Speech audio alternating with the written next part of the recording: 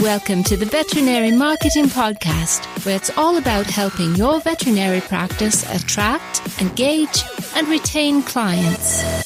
Broadcasting a new podcast every Monday from sunny Southern California, here's your host, Brandon Bashirs. Hey there, everybody. Welcome to episode number 212 and a half. In today's episode, we are going to cover a pretty quick little copywriting trick that helps you to get content or blog posts or ads or anything that you're doing for your veterinary practice. It helps you to get better results by helping your clients to get segmented based on the copy that you write. So it's going to be really helpful, really applicable, and if you do any kind of content creation, this is going to really help you a bunch. Before we begin, I would like to mention this episode is being sponsored by two websites. We have two websites by Brad Haven, usedvetequipment.com and newvetequipment.com. For over 8 years now, usedvetequipment.com has been helping vets buy and sell used equipment. You can save money when you buy used equipment like kennels, cages, pumps, x-ray equipment, lasers, ultrasounds, dental equipment, surgery equipment, lab equipment such as Abaxis, IDEX, and Heska, tables, tubs, and sinks. If you have something to sell, head on over to usedvetequipment.com. They bring the buyer and seller together and help save a bunch of money. Also, if you're looking for new veterinary equipment with amazing warranties, check out newvetequipment.com, where they show you the price up front. They have everything from digital x-ray equipment, dental x-ray equipment, ultrasound equipment, LED surgery lighting, surgery tables, full-size autoclaves. When you go to newvetequipment.com, you'll clearly see the price on every item for sale. You'll also be able to check out the warranty so that you'll buy without regret. At newvetequipment.com, they show you the price, and you get a great warranty too. All right, so let's talk about copywriting really quick, and a quick thing that I think is going to be really helpful for you. If you think about why people do things, they typically only do things for two reasons, right? To avoid pain or to get out of pain, and then for the potential for gain. So that's the carrot and the stick. And especially when it comes to creating marketing that's going to move people to take action, we have to give them a benefit. And that benefit has to be either for potential for gain or to avoid pain or to get out of pain. Now let's talk about this even further. People in general want to avoid pain, and your brain is hardwired to avoid pain. If you've ever had to take your dog out when it was raining, it's like the most dreadful thing, and you have to really have a new puppy, and it's snowing outside right now. So I just was going through this. I didn't want to go out, right? And I wanted to avoid the cold. So your brain is hardwired to try to avoid pain. And so making people take action to avoid pain is something that's actually pretty darn easy to do. Now, even easier to get people to take action when they are already experiencing pain. How can we get them out of this?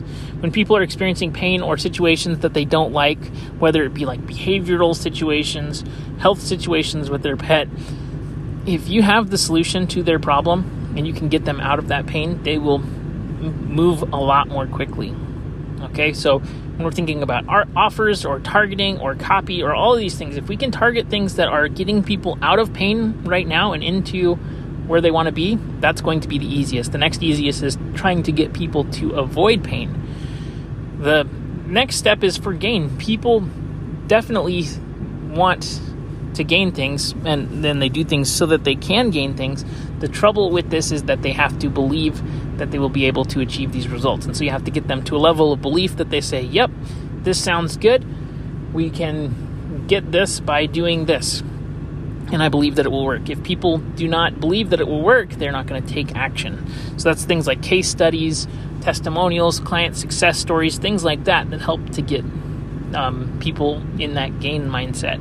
When you're using offers, though, if you're only talking about pain all the time and terrible situations or sad stories, or if you're trying to motivate people become definitely become numb to offers and messages that are constantly negative. And you probably have negative offer fatigue from the 2020 news year. It's been just a barrage of negative news and things. And so you want to definitely make a good mix of these things, and whenever you can, frame it in positive ways, especially for pain avoidance and getting people out of pain. You don't have to always be doom and gloom and things, but when you are creating offers, you're creating ads, you're creating content, and you're going to be using either pain or gain as your kind of lever that you'll be pulling to get people to take action, then you're definitely going to want to mix it up and provide a good variety there. So I hope that this makes sense. If you have any questions at all, please don't hesitate to reach out. We also have a 10-week workshop that's running right now. You should go sign up. Head on over to the Veterinary Marketing Nerds Facebook group. Sign up. It's completely free.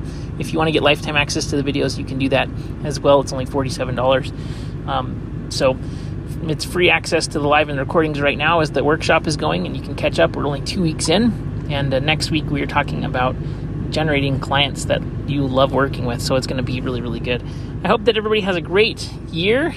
Next year, I hope next year is fantastic. I know this will be the last podcast of 2020.